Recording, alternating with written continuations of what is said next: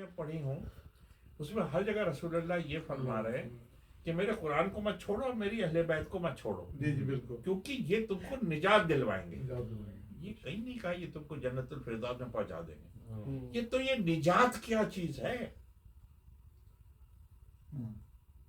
ये तो रसूलुल्लाह ये भी तो कह सकते थे कि जन्नत चले जाओगे, नो जन्नत, ये निजात क्या चीज है। शाह साहब ने इस चीज को बताया नहीं, मगर जो उन्होंने बताया वो ये बताया कि निजात एक ऐसा दर्जा है। रूहानियत में कहते हैं कि कोई जो उस दिन रजा भाई साहब बात है फ्री, हाँ, मतलब जिसको कहना चाहिए इन चीजों से फ्री।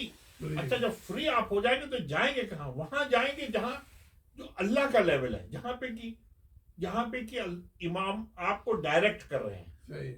अल्लाह ने इमामों को इसलिए भेजा कि आपको गाइड करे, तो वो गाइड करके जहां भेजने का जो मुकाम है वो निजात है, वो निजात है, फ्री है ना। Exactly, your soul becomes free, exactly, then from worries, from everything. फिर जन्नत की क्या जरूरत है जब आप फ्री हो गए, क्योंकि आप पाक हो गए ना, पाक हो गए। जन्नत से ऊपर की जगह है वो तो। जन्नत तो हमारे जैसे गुनाहगार इंसान के लिए है, समझाने के लिए कि यार ये अच्छी जगह ये बुरी जगह, मगर निजात तो ये शाह साहब तो कभी जन्नत